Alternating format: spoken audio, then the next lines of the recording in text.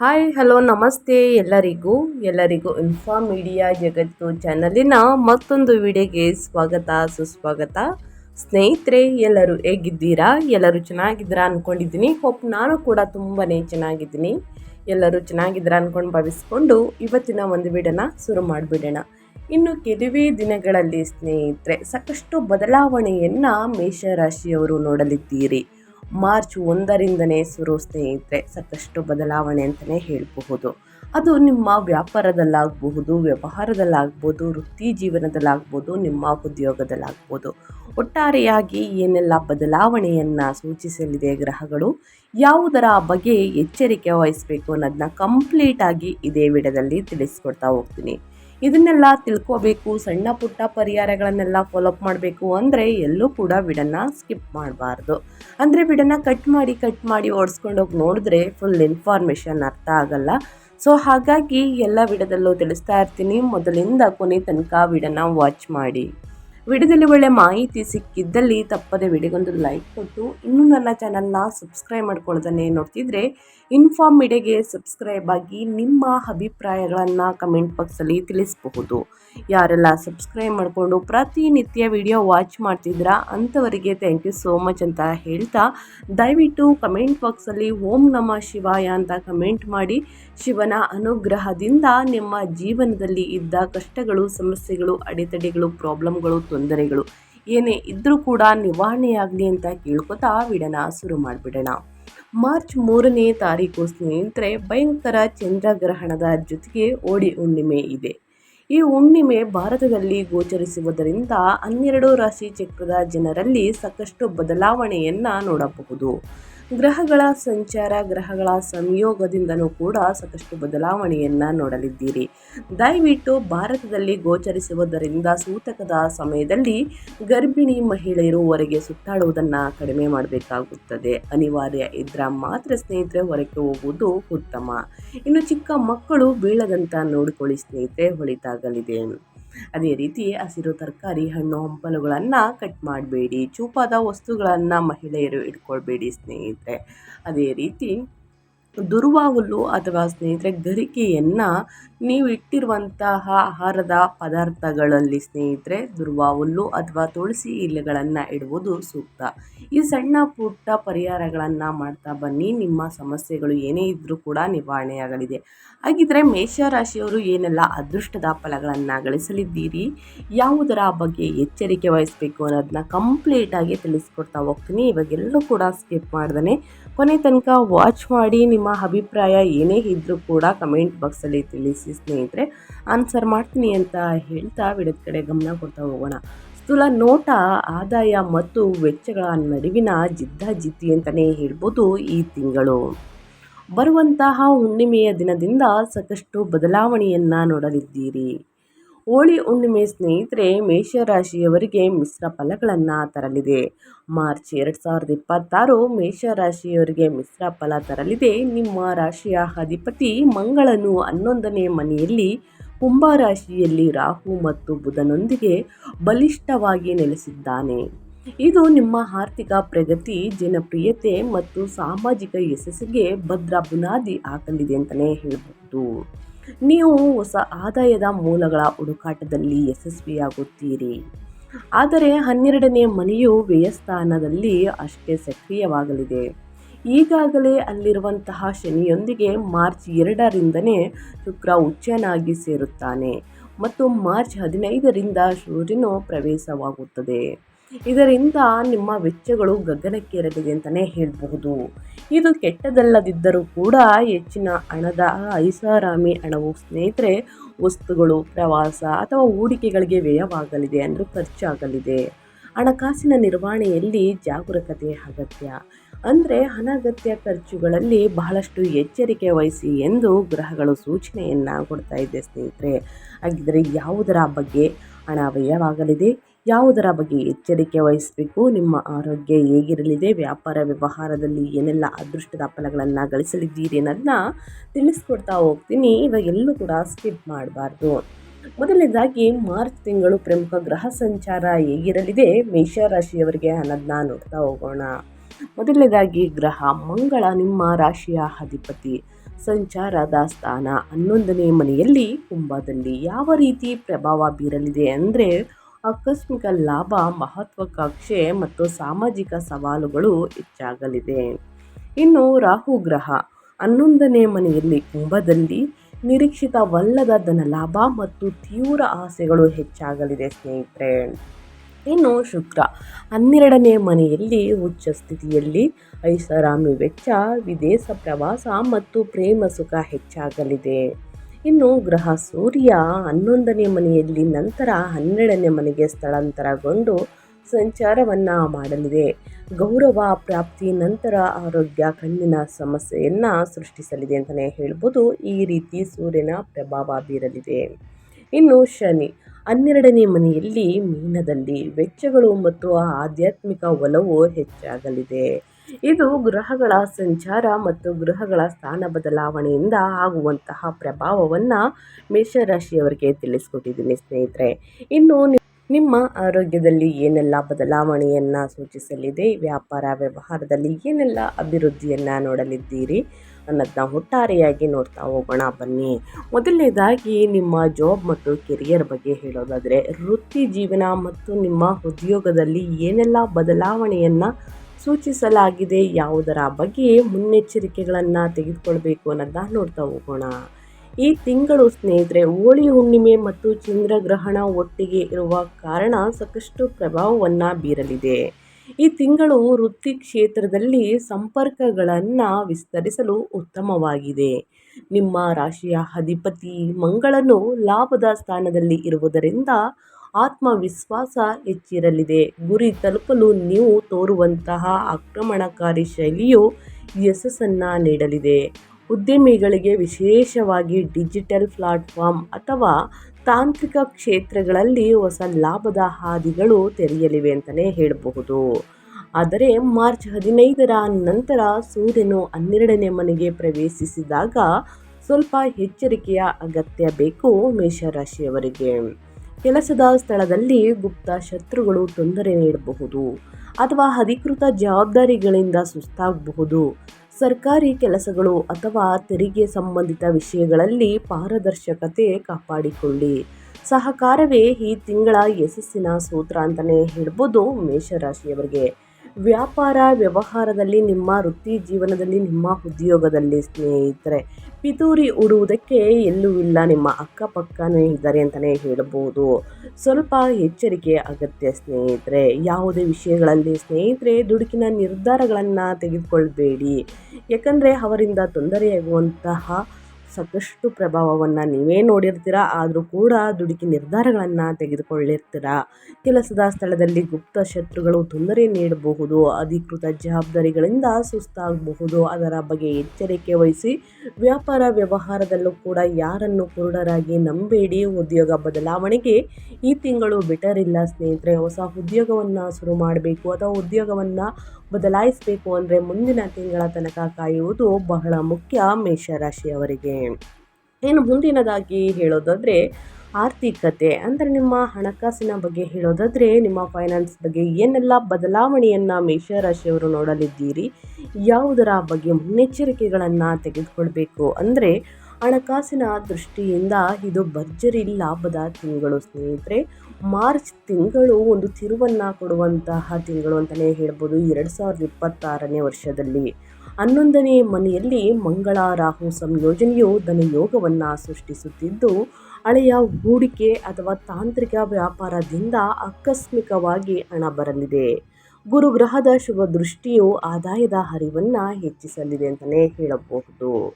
ಮತ್ತೊಂದೆಡೆ ಮಾರ್ಚ್ 2ರಿಂದ ಶುಕ್ರನು 12ನೇ ಮನೆಯಲ್ಲಿ ಉಚ್ಚನಾಗಿರುವುದರಿಂದ ಮಾರ್ಚ್ 3ನೇ ತಾರೀಕು ಹೋಳಿ ಹುಣ್ಣಿಮೆ ಮತ್ತು ಚಂದ್ರಗ್ರಹಣದ ಪ್ರಭಾವದಿಂದ ಐಷಾರಾಮಿ ವೆಚ್ಚಗಳು ಹೆಚ್ಚಾಗಲಿದೆ. ಸ್ನೇಹಿತರೆ ಅನಗತ್ಯ ಖರ್ಚುಗಳಿಂದ ಬಹಳಷ್ಟು ಎಚ್ಚರಿಕೆ ವಹಿಸುವುದು ಉತ್ತಮ. 12ನೇ ಮನೆಯಲ್ಲಿ ಶುಕ್ರನು ಉಚ್ಚನಾಗಿರುವುದರಿಂದ ಐಷಾರಾಮಿ ವೆಚ್ಚ ಹೆಚ್ಚಾಗಲಿದೆ. ಬೆಲೆ ಬಾಳುವಂತಹ ಬಟ್ಟೆಗಳು, ಗ್ಯಾಜೆಟ್ಗಳು ಅಥವಾ ದುಬಾರಿ ಪ್ರವಾಸಕ್ಕಾಗಿ ಹಣ ಖರ್ಚಾಗಬಹುದು. ಹಣ ಎಷ್ಟು ವೇಗವಾಗಿ ಬರುತ್ತದೋ ಅಷ್ಟೇ ವೇಗವಾಗಿ ಹೋಗುವಂತಹ ಸಾಧ್ಯತೆ ಇರುವುದರಿಂದ ರಾಹುವಿನ ಪ್ರಭಾವದಿಂದ ಉಂಟಾಗುವ ಅನಗತ್ಯ ಆಸೆಗಳ ಬಗ್ಗೆ ಎಚ್ಚರ ಇರಲಿ. ಸ್ನೇಹಿತರೆ ಒಂದನ್ನು ಖರೀದಿ ಮಾಡಿರ್ತೀರ. ಎಕ್ಸಾಂಪಲ್ ಆಗಿ ಬಟ್ಟೆಯನ್ನು ಒಂದನ್ನು ಖರೀದಿ ಮಾಡಿರ್ತೀರ, ಮತ್ತೊಂದನ್ನು ಖರೀದಿ ಮಾಡೋ ಆಸೆ ಹೆಚ್ಚಾಗಲಿದೆ. ಇದಕ್ಕೆಲ್ಲ ಕಾರಣ ರಾಹುವಿನ ಪ್ರಭಾವದಿಂದ ಹುಟ್ಟಾಗುವಂತಹ ಅನಗತ್ಯ ಆಸೆಗಳ ಬಗ್ಗೆ ಎಚ್ಚರವಿರಲಿ ಮೇಷರಾಶಿಯವರು. ದಯವಿಟ್ಟು ಸ್ನೇಹಿತರೆ ಆದಷ್ಟು ಖರ್ಚನ್ನು ಕಡಿಮೆ ಮಾಡಿ. ಮುಂದಿನ ದಿನಗಳಲ್ಲಿ ಹಣಕಾಸಿನ ಪ್ರಾಬ್ಲಮ್ ಎದುರಾಗಬಾರ್ದು ಅಂದರೆ ಇಂದು ನಾವು ಎಷ್ಟು ಖರ್ಚು ಮಾಡ್ತಿದ್ವಿ, ಎಷ್ಟು ಉಳಿತಾಯ ಮಾಡ್ತಿದ್ದೀವಿ ಅನ್ನೋದು ಬಹಳ ಮುಖ್ಯ. ಎಷ್ಟು ಹಣ ವೇಗವಾಗಿ ಬರುತ್ತೋ ಅಷ್ಟೇ ವೇಗವಾಗಿ ಹೋಗುವಂತಹ ಸಾಧ್ಯತೆ ಇದೆ ಈ ತಿಂಗಳು.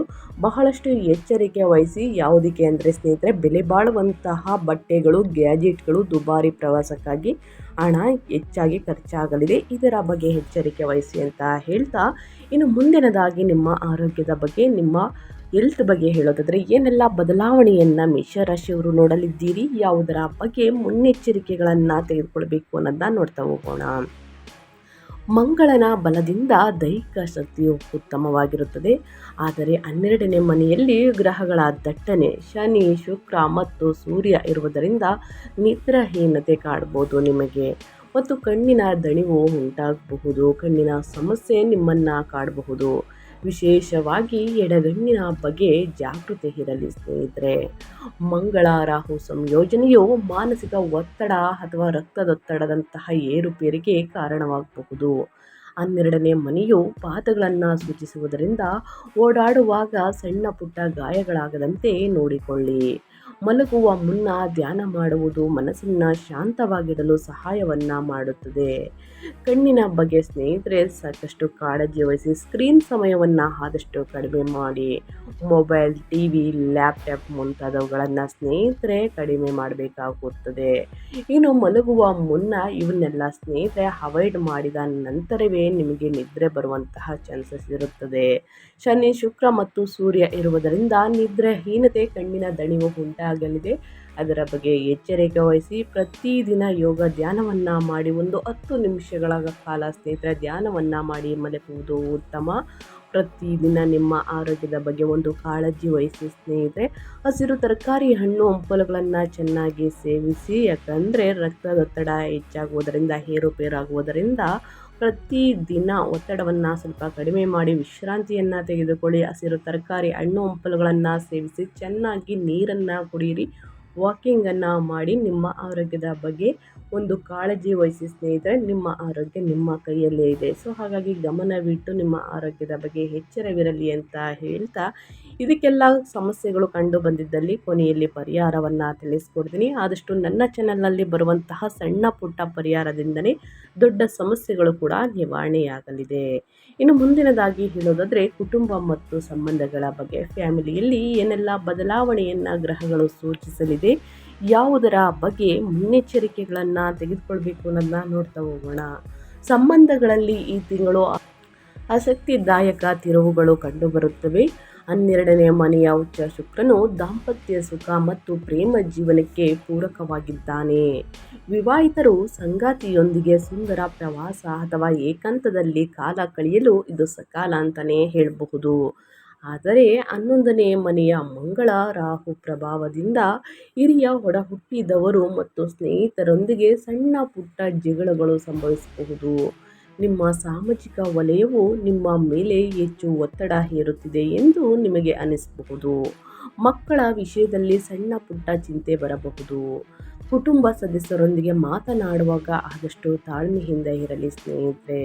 ಚಿಕ್ಕ ವಿಷಯವನ್ನೇ ದೊಡ್ಡ ವಿಷಯವಾಗಿ ನೀವು ಪರಿವರ್ತಿಸಬೇಡಿ. ಸೊ ಹಾಗಾಗಿ ಆದಷ್ಟು ತಾಳ್ಮೆಯಿಂದ ವರ್ತಿಸುವುದು. ಮಾತನಾಡುವಾಗ ಸ್ನೇಹಿತರೆ ನಿಮ್ಮ ಮಾತಿನಲ್ಲಿ ಒಂದು ನಿಗಾ ಇರಲಿ. ಅಹಂಕಾರದ ಮಾತು ಅನಿಸಬಹುದು ನಿಮ್ಮ ಫ್ಯಾಮಿಲಿಯ ಸದಸ್ಯರಿಗೆ.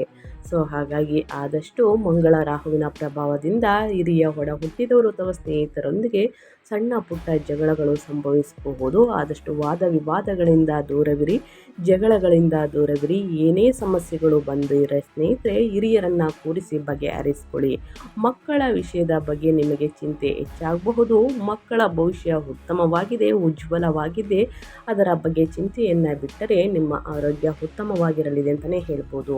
ಇನ್ನು ಯಾರಿಗೆ ಮದುವೆಯಾಗಿಲ್ಲ ಅಂಥವರಿಗೆ ಮದುವೆ ಯೋಗ ಇದೆ ಸ್ನೇಹಿತರೆ. ಅಂದರೆ ಮೇಷರಾಶಿಯವರಿಗೆ ಮದುವೆ ಯೋಗ, ಕಂಕಣ ಭಾಗ್ಯ ಇದೆ, ಜೊತೆಗೆ ಸಂತಾನ ಭಾಗ್ಯ ಕೂಡ ಇದೆ. ಮನೆಯಲ್ಲಿ ಒಂದು ಶುಭ ಕಾರ್ಯ ನಡೆಯಲಿದೆ ಅಂತಲೇ ಹೇಳಬಹುದು. ಇನ್ನು ಮುಂದಿನದಾಗಿ ಹೇಳೋದಾದರೆ ಶಿಕ್ಷಣದ ಬಗ್ಗೆ. ವಿದ್ಯಾರ್ಥಿಗಳು ಏನೆಲ್ಲ ಫಲಿತಾಂಶವನ್ನು ನೋಡಲಿದ್ದೀರಿ, ಯಾವುದರ ಬಗ್ಗೆ ಮುನ್ನೆಚ್ಚರಿಕೆಗಳನ್ನು ತೆಗೆದುಕೊಳ್ಬೇಕು ಅಂದರೆ, ವಿದ್ಯಾರ್ಥಿಗಳಿಗೆ ಈ ತಿಂಗಳು ಮಿಶ್ರ ಫಲ ಇರಲಿದೆ. ತಾಂತ್ರಿಕ ಕ್ಷೇತ್ರ, ಇಂಜಿನಿಯರಿಂಗ್ ಅಥವಾ ಸಂಶೋಧನೆಯ ವಿದ್ಯಾರ್ಥಿಗಳು ಅದ್ಭುತ ಸಾಧನೆಯನ್ನು ಮಾಡಲಿದ್ದಾರೆ. ಸ್ಪರ್ಧಾತ್ಮಕ ಮನೋಭಾವ ಹೆಚ್ಚಿರಲಿದೆ. ಆದರೆ ಸಾಮಾನ್ಯ ಪದವಿ ವಿದ್ಯಾರ್ಥಿಗಳಿಗೆ ಏಕಾಗ್ರತೆಯ ಕೊರತೆ ಎದುರಾಗಬಹುದು. 1ರಿಂದ 9ನೇ ತರಗತಿ ಮಕ್ಕಳಿಗೆ ಸ್ನೇಹಿತರೆ ಒತ್ತಡದಿಂದ ಓದಿನ ಮರುವು ಹೆಚ್ಚಾಗ್ಬೋದು. ಚೆನ್ನಾಗಿ ಓದಿರ್ತೀರ, ಆದ್ರೂ ಭಯದಿಂದ ನಿರ್ಭಯದಿಂದ ಸ್ನೇಹಿತರೆ ಪರೀಕ್ಷೆಯ ಕೊಠಡಿಯಲ್ಲಿ ಮರೆಯುವಂತಹ ಚಾನ್ಸಸ್ ಇರುತ್ತದೆ. ಮನಸ್ಸು ಓದಿನ ಬದಲು ಮನೋರಂಜನೆಯತ್ತ ವಾಲುವುದು. ಒಂದು ವೇಳೆ ನೀವು ಉನ್ನತ ವ್ಯಾಸಂಗಕ್ಕಾಗಿ ವಿದೇಶಕ್ಕೆ ಹೋಗಲು ಯೋಚಿಸುತ್ತಿದ್ದರೆ ಮಾರ್ಚ್ 15ರ ನಂತರ ವೀಸಾ ಅಥವಾ ಪ್ರವಾಸಾತಿ ಪ್ರಕ್ರಿಯೆಗಳಿಗೆ ಅತ್ಯಂತ ಶುಭ ಕಾಲವಾಗಿದೆ. ಸೊ ಹಾಗಾಗಿ ಸ್ನೇಹಿತರೆ ಎಲ್ಲದಕ್ಕೂ ಕೂಡ ಒಳಿತಾಗಲಿ ಅಂತ ಹೇಳ್ತಾ, 1ರಿಂದ 9ನೇ ತರಗತಿ ಮಕ್ಕಳು ಜೊತೆಗೆ ಪದವಿ ವಿದ್ಯಾರ್ಥಿಗಳಿಗೆ ಏಕಾಗ್ರತೆಯ ಕೊರತೆ ಉಂಟಾಗಿರುವ ಕಾರಣ ಪ್ರತಿದಿನ ಹನುಮಾನ್ ಚಾಲಿಸವನ್ನು ಓದಿ, ಶಾಂತವಾದ ಸ್ಥಳದಲ್ಲಿ ಒಂದು ವೇಳಾಪಟ್ಟಿಯನ್ನು ರಚಿಸಿ ಸರಿಯಾದ ಸಮಯಕ್ಕೆ ಕೂತು ಅಧ್ಯಯನವನ್ನು ಮಾಡಿ. ನಿಮ್ಮ ಪ್ರಾಬ್ಲಮ್ಗಳಿಗೆ ಸ್ನೇಹಿತರೆ ಗುರು ಹಿರಿಯರ ಸಹಾಯವನ್ನು ತೆಗೆದುಕೊಳ್ಳಿ, ತಂದೆ ತಾಯಿಯರ ಸಹಾಯವನ್ನು ತೆಗೆದುಕೊಳ್ಳಿ. ಉನ್ನತ ಫಲಿತಾಂಶಕ್ಕಾಗಿ ಸ್ನೇಹಿತರೆ ಪ್ರತಿದಿನ ಕಷ್ಟಪಟ್ಟು ಓದಿದಲ್ಲಿ ಉನ್ನತ ಫಲಿತಾಂಶ ಖಂಡಿತವಾಗಿಯೂ ಗಳಿಸಲಿದ್ದೀರಿ ಅಂತ ಹೇಳ್ತಾ, ಭಯ, ನಿರ್ಭಯ, ಏಕಾಗ್ರತೆ, ಆಸಕ್ತಿ ಎಲ್ಲವೂ ಕೂಡ ಹೆಚ್ಚಾಗಲಿದೆ. ಹನುಮಾನ್ ಚಾಲಿಸವನ್ನು ಓದಿ, ಭಯ ನಿರ್ಭಯ ಇದ್ದಲ್ಲಿ ಹನುಮಾನ್ ಚಾಲಿಸವನ್ನು ಓದಿದ್ದಲ್ಲಿ ಅವೆಲ್ಲವೂ ದೂರ ಹೋಗಲಿದೆ ಅಂತಲೇ ಹೇಳ್ಬೋದು. ಈ ತಿಂಗಳಲ್ಲಿ ಅನುಸರಿಸಬೇಕಾದ ಪರಿಹಾರದ ಕ್ರಮಗಳನ್ನು ತಿಳಿಸ್ಕೊಡ್ತೀನಿ. ಈ ಪರಿಹಾರವನ್ನು ಮಾಡುವುದರಿಂದ ಎಷ್ಟೇ ಸಮಸ್ಯೆಗಳು ಅಡೆತಡೆಗಳು ಇದ್ದಲ್ಲಿ ಸಂಪೂರ್ಣವಾಗಿ ನಿವಾರಣೆಯಾಗಲಿದೆ. ಸ್ನೇಹಿತರೆ, ಮಂಗಳ ಮತ್ತು ರಾಹು ತೀವ್ರತೆ ಮತ್ತು 12ನೇ ಮನೆಯ ಖರ್ಚುಗಳನ್ನು ನಿಯಂತ್ರಿಸಲು ನಾನು ಹೇಳುವಂತಹ ಪರಿಹಾರಗಳನ್ನು ತಪ್ಪದೆ ಅನುಸರಿಸಿ. ಸೂರ್ಯ ಆರಾಧನೆ. ಪ್ರತಿದಿನ ಸೂರ್ಯೋದಯದ ಸಮಯದಲ್ಲಿ ಸೂರ್ಯನಿಗೆ ನೀರನ್ನು ಅರ್ಪಿಸಿ. ನೀರಿಗೆ ಸ್ವಲ್ಪ ಕುಂಕುಮ ಮತ್ತು ಬೆಲ್ಲವನ್ನು ಸೇರಿಸಿ ಅರ್ಘ್ಯವನ್ನು ನೀಡುವುದು ಶುಭ. ಇನ್ನು ದಾನ ಧರ್ಮವನ್ನು ಮಾಡಿ. 12ನೇ ಮನೆ ಸಕ್ರಿಯವಾಗಿರುವುದರಿಂದ ಸ್ವಯಂ ಪ್ರೇರಿತರಾಗಿ ದಾನ ಮಾಡುವುದು ಆರ್ಥಿಕ ನಷ್ಟವನ್ನು ತಪ್ಪಿಸುತ್ತದೆ. ಶುಕ್ರವಾರದಂದು ಬಡವರಿಗೆ ಬಟ್ಟೆ ಅಥವಾ ಅನ್ನದಾನವನ್ನು ಮಾಡಿ. ಇನ್ನು ದೇವಸ್ಥಾನಕ್ಕೆ ಭೇಟಿ ನೀಡಿ. ಮಂಗಳವಾರದಂದು ಶಿವನು ಮತ್ತು ಹನುಮಂತನ ದೇವಸ್ಥಾನಕ್ಕೆ ಭೇಟಿ ನೀಡಿ ಸ್ನೇಹಿತರೆ ಪ್ರಾರ್ಥಿಸಿ. ಪ್ರತಿದಿನ ವಿದ್ಯಾರ್ಥಿಗಳು ಮಂಗಳವಾರ ಅಂತಲ್ಲ, ಪ್ರತಿದಿನ ಸ್ನೇಹಿತರೆ ಅಧ್ಯಯನ ಮಾಡುವುದಕ್ಕಿಂತ ಮುಂಚೆ ನೀವು ಹನುಮಾನ್ ಚಾಲಿಸವನ್ನು 1 ಬಾರಿ ಅಥವಾ 5 ಬಾರಿ, 9 ಬಾರಿ, 11 ಬಾರಿ ನಿಮ್ಮ ಕೈಯಲ್ಲಾದಷ್ಟು ಹನುಮಾನ್ ಚಾಲಿಸವನ್ನು ಪಠಿಸಿ ನಂತರ ಅಧ್ಯಯನದ ಕಡೆ ಗಮನ ಕೊಡಿ. ಉನ್ನತ ಫಲಿತಾಂಶವನ್ನು ಗಳಿಸಲಿದ್ದೀರಿ. ಇನ್ನು ನಿದ್ರೆಗೆ ಪರಿಹಾರ. ನಿದ್ರೆಯ ಸಮಸ್ಯೆ ಇದ್ದರೆ ಮಲಗುವ ಮುನ್ನ ಪಾದಗಳನ್ನು ತಣ್ಣೀರಿನಿಂದ ತೊಳೆದುಕೊಳ್ಳಿ ಅಥವಾ ನಿಮ್ಮ ದಿಂಬಿನ ಕೆಳಗೆ ಸ್ವಲ್ಪ ಸೋಂಪು ಕಾಳನ್ನು ಇಟ್ಕೊಳ್ಳಿ ಸ್ನೇಹಿತರೆ. ಖಂಡಿತವಾಗಿಯೂ ನಿದ್ರೆ ಚೆನ್ನಾಗಿ ಬರಲಿದೆ ಅಂತಲೇ ಹೇಳ್ಬೋದು. ಆದಷ್ಟು ದಾನ ಧರ್ಮವನ್ನು ಮಾಡಿ. ಅಂದರೆ 12ನೇ ಮನೆ ಸಕ್ರಿಯವಾಗಿರುವುದರಿಂದ ದಾನ ಮಾಡುವುದು ಆರ್ಥಿಕ ನಷ್ಟವನ್ನು ತಪ್ಪಿಸುತ್ತದೆ. ಶುಕ್ರವಾರದಂದು ಬಡವರಿಗೆ, ನಿರ್ಗತಿಕರಿಗೆ ಆಹಾರದ ಧಾನ್ಯಗಳನ್ನು, ಬಟ್ಟೆಗಳನ್ನು, ಹಣ್ಣು ಹಂಪಲುಗಳನ್ನು ವಿತರಿಸುವುದು ಬಹಳ ಅಂದರೆ ಬಹಳ ಮುಖ್ಯ. ಈ ಸಣ್ಣ ಪುಟ್ಟ ಪರಿಹಾರಗಳನ್ನು ಮಾಡಿ ಅಂತ ಹೇಳ್ತಾ ನಾನು ವಿಡಿಯೋನ ಎಂಡ್ ಮಾಡ್ತಾ ಇದ್ದೀನಿ. ದಯವಿಟ್ಟು ಇವತ್ತಿನ ಒಂದು ವಿಡಿಯೋದಲ್ಲಿ ಒಳ್ಳೆಯ ಮಾಹಿತಿ ಸಿಕ್ಕಿದ್ದಲ್ಲಿ, ಈ ವಿಡಿಯೋ ಯೂಸ್ಫುಲ್ ಅನಿಸಿದ್ದಲ್ಲಿ ವಿಡಿಯೋಗೆ ಲೈಕ್ ಮಾಡೋದನ್ನ ಮರ್ತಿದ್ರೆ ದಯವಿಟ್ಟು ಲೈಕ್ ಮಾಡಿ. ಇನ್ನೂ ನನ್ನ ಚಾನಲ್ನ ಸಬ್ಸ್ಕ್ರೈಬ್ ಮಾಡ್ಕೊಳ್ದೇ ನೋಡ್ತಿದ್ರೆ ಇನ್ಫಾರ್ಮ್ ಮೀಡಿಯಾಗೆ ಸಬ್ಸ್ಕ್ರೈಬ್ ಆಗಿ ನಿಮ್ಮ ಅಭಿಪ್ರಾಯಗಳನ್ನು ಕಮೆಂಟ್ ಬಾಕ್ಸಲ್ಲಿ ತಿಳಿಸಬಹುದು. ಓಂ ನಮಃ ಶಿವಾಯ ಅಂತ ಕಮೆಂಟ್ ಮಾಡಿ. ಶಿವನ ಅನುಗ್ರಹದಿಂದ ನಿಮ್ಮ ಜೀವನದಲ್ಲಿ ಇರುವಂತಹ ಕಷ್ಟಗಳು, ಸಮಸ್ಯೆಗಳು, ಅಡೆತಡೆಗಳು ಎಲ್ಲವೂ ಕೂಡ ಸಂಪೂರ್ಣವಾಗಿ ನಿವಾರಣೆಯಾಗಲಿ ಅಂತ ಕೇಳ್ಕೊತಾ, ಚಂದ್ರಗ್ರಹಣ ಮತ್ತು ಹೋಳಿ ಹುಣ್ಣಿಮೆ ಹೊಟ್ಟೆಗೆ ಬಿದ್ದಿರುವ ಕಾರಣ ಬಹಳಷ್ಟು ಎಚ್ಚರಿಕೆ ವಹಿಸಿ. ಗರ್ಭಿಣಿ ಮಹಿಳೆಯರು, ಚಿಕ್ಕ ಮಕ್ಕಳು, ವೃದ್ಧರು ಆದಷ್ಟು ಬಹಳಷ್ಟು ಎಚ್ಚರಿಕೆ ವಹಿಸಿ ಅಂತ ಹೇಳ್ತಾ ನಾನು ವಿಡಿಯೋನ ಎಂಡ್ ಮಾಡಿ ಮತ್ತೊಂದು ವಿಡಿಯೋದಲ್ಲಿ ಸಿಗ್ತೀನಿ. Thank you for watching.